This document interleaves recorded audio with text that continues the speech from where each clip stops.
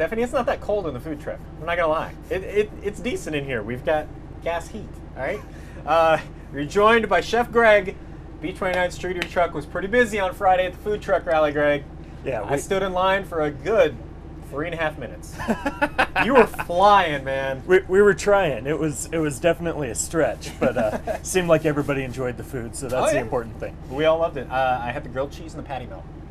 Way to go. Yeah, it was pretty good. All right, what do we got today? All right, today we're going to do chicken saltimbocca. So saltimbocca is a classic Italian preparation. Okay. Basically, it is whatever your protein is wrapped in prosciutto with fresh sage. Okay. So we could do this with anything. Chicken, pork. Chicken, pork. Most traditional is actually veal. Veal, okay. Yep. Take pounded veal cutlets like you would for piccata or something like that, and apply the same method. All right, is that your herb salt? Yep. The secret Greg recipe? Yes. That I know that one of these days we're going to talk you into putting on our new website. Remember, you can see all of these wonderful recipes on our website, as Greg has been gracious enough to let us taste everything. We got nice little fresh sage leaves in there. Now we're going to pan fry these. We've got a little bit of grapeseed oil. It's got a higher smoke point than butter, so it works a little bit better for things like this. Things like frying? Yes. Okay. Butter's great when you need flavor and browning, but if you're doing a high temperature application, it'll burn too quickly. Kids at home, always put the chicken away from you so it doesn't splatter. Yeah, I learned that one I've the hard learned way. that one. Yeah.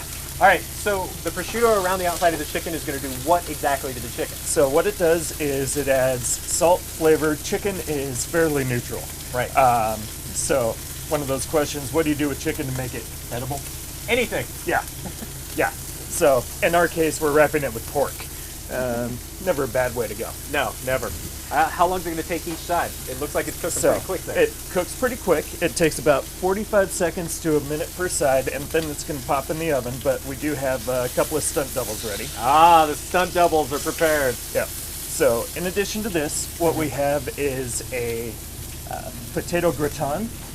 A potato gratin? Yeah. So it's... Wow, look at those. So... shaved russet potato with Alfredo sauce, a little bit of horseradish and scallion and Parmesan. Did you make that like in a cake pan, like you would a lasagna almost? Yep. So you make it, cool it, press it. See, nice brown color on that. The prosciutto gets nice and crispy. Yeah, so you cook it, press it, and chill it, and it gets nice and compact. And after that, you can just portion it, and you fire it, and it stays whole, stands up on a plate, looks really nice. This is one of those moments where I almost forgot that we're on TV and I just want to like geek out and ask you 100 things about that. All right, so those chicken are actually going to finish up in the oven, you said, once you flipped it over on the other side to make it brown. How long do you put them in for that? So basically it's just until it's to 165 degrees internal temperature. Right. So that's well done cooked, no pink, and the prosciutto will get nice and crispy, your sage leaf will be fully cooked. And that's your product right there. Is this something, do you remove the sage leaf before you eat it? Just chop it up and eat it too? It's 100% cooked, so it'll go down nice. It's not like a bay leaf and you're like, oh, I got to get that out of there. No. Okay. Although that is unpleasant. This potato thing looks phenomenal. It smells even better. You know, Stephanie won't eat any of your food so far. I think she might eat chicken though. So can we pretend that this is something else? Yeah. Stephanie, you can't have any. No, this is like this is ostrich. We could tell her it's veal. I think the baby cow would she pretty would much. Not yeah, eat the veal. baby cow you would probably not be sell correct that. on that one. So to finish it off, we have a little bit of pomodoro. So what it is almost like an Italian salsa. So it's diced fresh tomato, red onion, basil, balsamic vinegar, a little bit of extra virgin olive oil. Oh, interesting. So basically the basil takes the place of the cilantro. Yep. So. And you add the balsamic vinegar. Yep. So it's got nice acid to it, good pop from the tomatoes. These are actually, because the weather's been so screwy, the only upside is we're still getting hothouse tomatoes from Mountain Home.